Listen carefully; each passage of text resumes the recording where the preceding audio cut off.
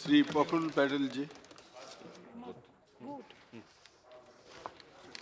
Sir, I'll be brief.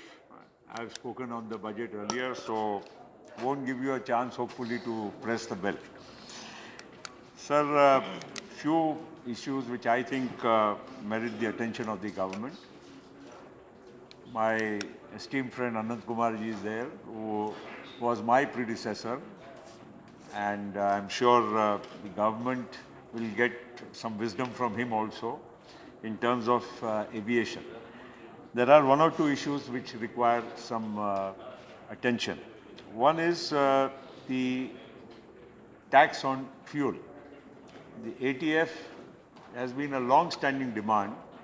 Vailarji is also sitting here. I'm sure he will also agree that we tried, because it is a subject of the states where different taxation exists in different states, starting from 0 to 4% to 20, 25, 28, 32%.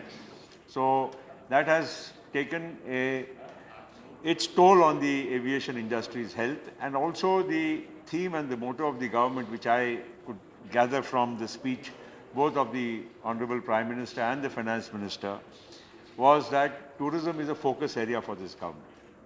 So I think a big anomaly would be to bring a uniformity in the ATF by way of bringing it into the declared goods category.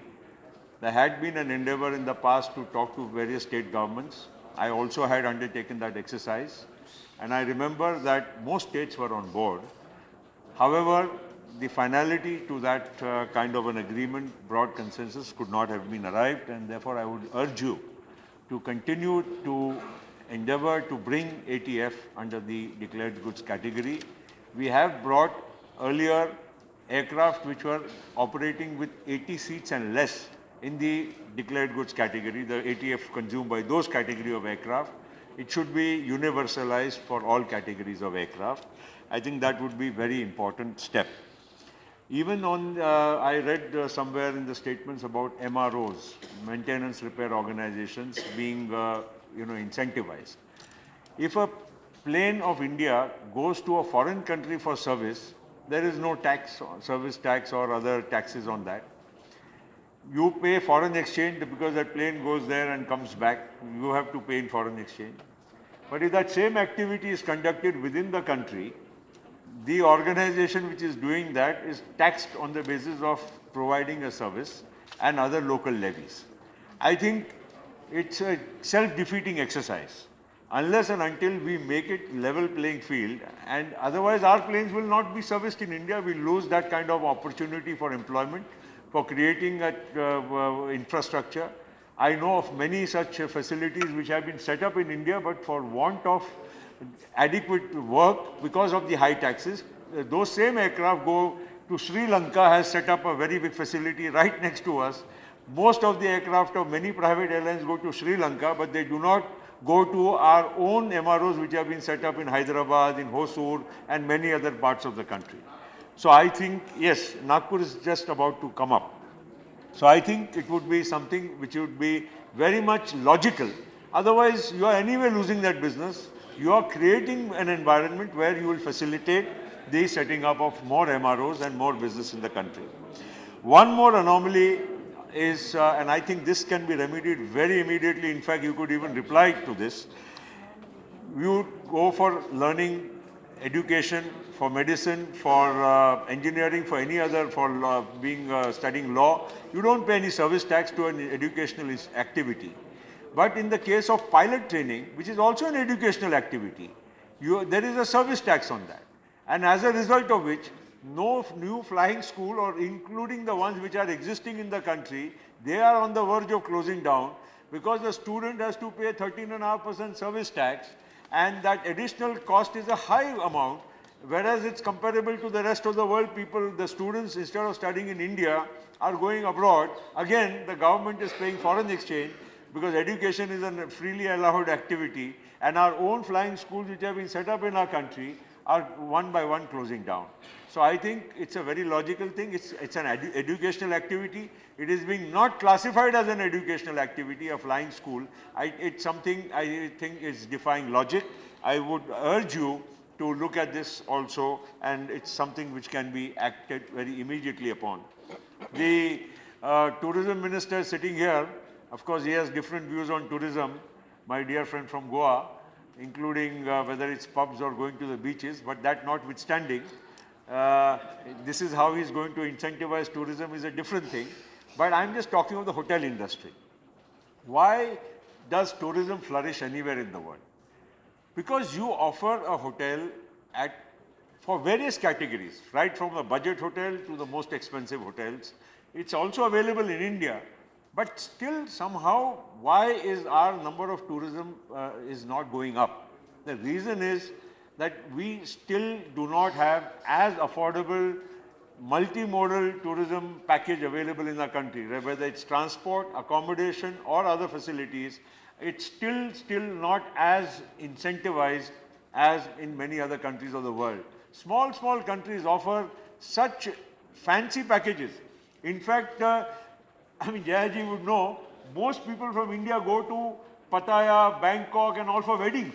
They go to Bali for weddings. They go to other places for weddings. Why? I'm not talking of a general class of people, but those who can pay. Why do they go? Because it's cheaper to book a hotel there than to book a hotel in India. So that is also a factor, I think, which must be kept in mind, that in our country, hotels are still very, very expensive, and for that we must try to find a solution and give some kind of an incentive. One sector which I had been associated, is the auto sector. You have extended the stimulus package which had been given till June until December. Now, automobile sector is a capital intensive industry.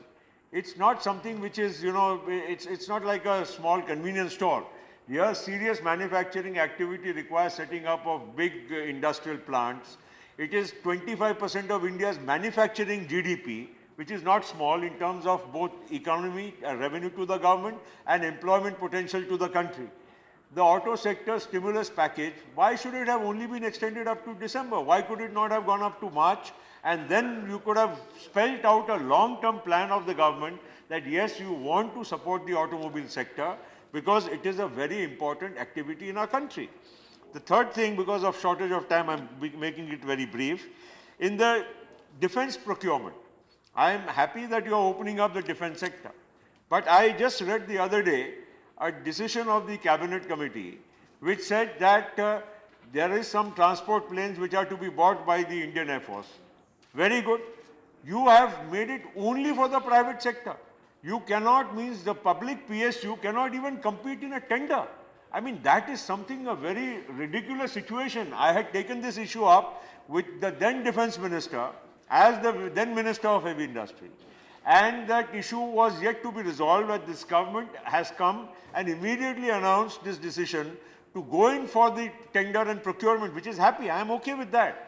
Even if you allow the private sector to get the tender eventually through a process, no issues. But why debar the public sector from even participation is something I would urge the government, and Honorable Finance Minister is now here. I would urge you, sir, that the issue was of buying transport aircraft for the Indian Air Force. You are also the defense minister, so therefore I can address you in capacity of leader of the house as defense minister and also the finance minister, that you have allowed the tender to go through, which is fine. Private sector to compete, absolutely understandable. But the public sector not even allowed to participate in the tender is something I find it a ridiculous situation where this anomaly must be rectified. The other thing please conclude, I would also like to say is one or two things now that he has come. It's sir, there are a lot of sovereign funds in the world. Abu Dhabi has, Qatar has, many countries have huge sovereign funds. And actually, those are the funds which the government of India should actually tap into for the development of large infrastructure projects. There are many infrastructure projects which are really otherwise not viable in an absolute commercial sense.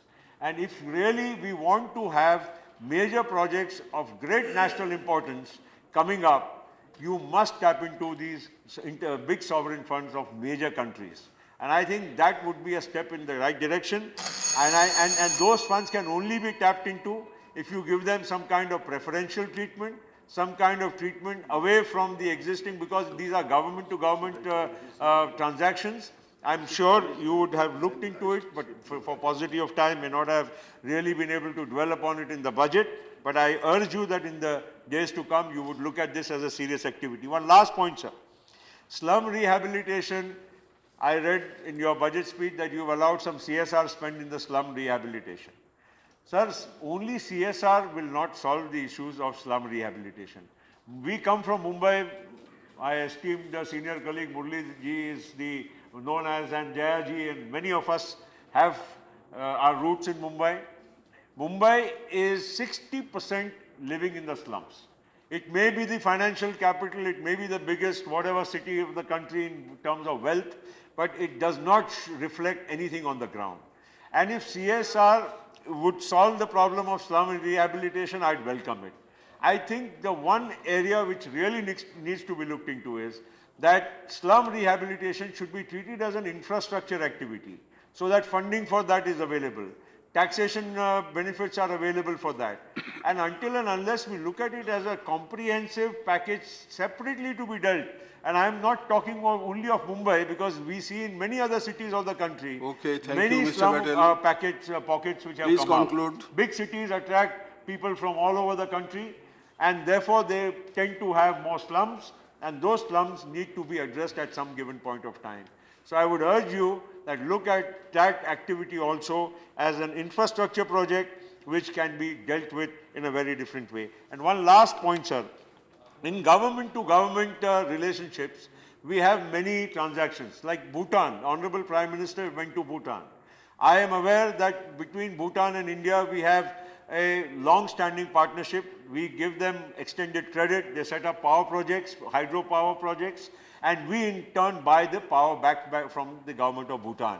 We have a great friendship with them, and it should be strengthened in the right way. You have that same spirit the Prime Minister has gone. But when we extend the credit, we should also insist that on government to government basis, our PSUs are able to get the benefits of the procurement they will be doing on account of setting up those power projects. BHEL in the past has been getting some of those orders from the government, but now as government to government, we have stopped mandating these kind of procurement from the PSUs. I think it is important that the government, at least where it is extending a line of credit to another government, should also mandate the procurement should be done through an authorized government agency of our own government. Then only it would be worthwhile to extend that kind of credit to any friendly country. So with these words, sir, I'm sure the Honorable Finance Minister will look at all these suggestions very objectively, and in the larger interest of the country, we have all looked upon as the budgetary exercise as something which is ongoing, which is important, and we support it. Thank you. Thank you.